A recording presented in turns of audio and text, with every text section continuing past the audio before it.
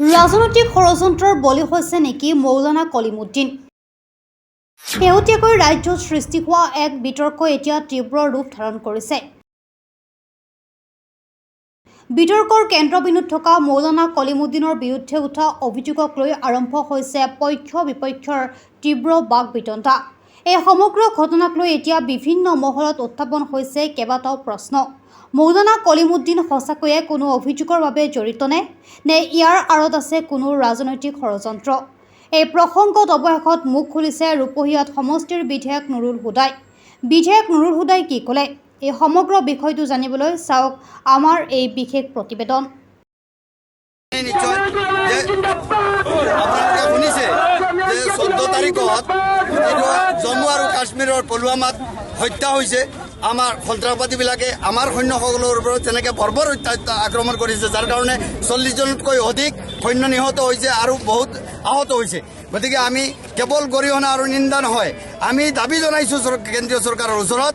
কেৱল দুৰ্ভাগ্যৰ বিষয় কৈ বহি থাকিলে নহ'ব, কঠোৰৰ পৰা কঠোৰ দমন চলাব লাগিব, দৃষ্টান্তমূলক শাস্তিৰ ব্যৱস্থা কৰিব লাগিব, চিনাক্ত কৰিব লাগিব। আমি গৰিহণা দিছোঁ, নিন্দা দিছোঁ, বৰ্ষনা দিছোঁ। কেতিয়াও আমি এইটো সহ্য কৰিব নোৱাৰিম। আমাৰ ভাৰতবৰ্ষৰ ভূখণ্ডৰ ওপৰত পাকিস্তানী মদতপুষ্ট পাকিস্তানৰ সমৰ্থিতসকলে আক্ৰমণ কৰিব। আমি মুছলমান, আমি ভাৰতীয় মুছলমান, ভাৰতৰ নাগৰিক। গতিকে আমি আজি দাবী জনাইছোঁ জমিয়ত উলামাৰ ফালৰ পৰা যে অতি শীঘ্ৰে এনেধৰণৰ যিসকল অন্যায়কাৰী দুষ্কৃতিকাৰী মই কলিমুদ্দিন আজি অত্যন্ত দুখ আৰু বেদনাৰে সৈতে অসমৰ জনগণক জনাব বিচাৰিছোঁ, 2019 চনত যেতিয়া কাশ্মীৰৰ পুলৱামাত সন্ত্ৰাসবাদী পাকিস্তানে আক্ৰমণ কৰি আমাৰ দেশৰ সৈনিকসকলক শ্বহীদ কৰিছিল, আমাৰ দেশৰ ওপৰত আক্ৰমণ কৰিছিল, তেতিয়া সমগ্ৰ দেশবাসী আমি বিৰাট সংকট আছিলোঁ।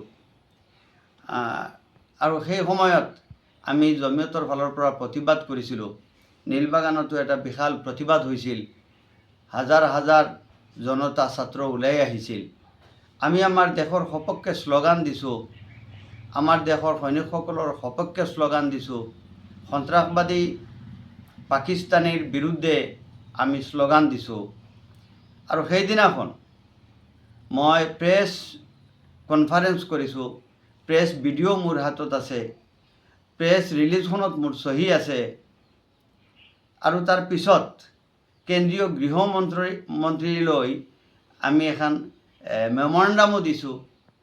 আমাৰ হুজাই শংকৰদেৱ নগৰৰ অতিৰিক্ত আয়ুক্ত মহোদয়ৰ হাতত মই দিয়া মেমৰেণ্ডামখন, তাৰ ফটোও আছে, গোটেই এভিডেন্সখিনি আছে আমাৰ দেশৰ সপক্ষে আৰু সন্ত্ৰাসবাদী পাকিস্তানীৰ বিৰুদ্ধে আমি কৰিছিলোঁ। গোটেই এভিডেন্স প্ৰমাণ মোৰ হাতত আছে। মই কেতিয়াও দেশ বিৰোধী কোনো শ্লোগান দিয়া নাই আৰু দেশ বিৰোধী নাছিলোঁ, নহয় আৰু মৃত্যুলৈকে নহয়।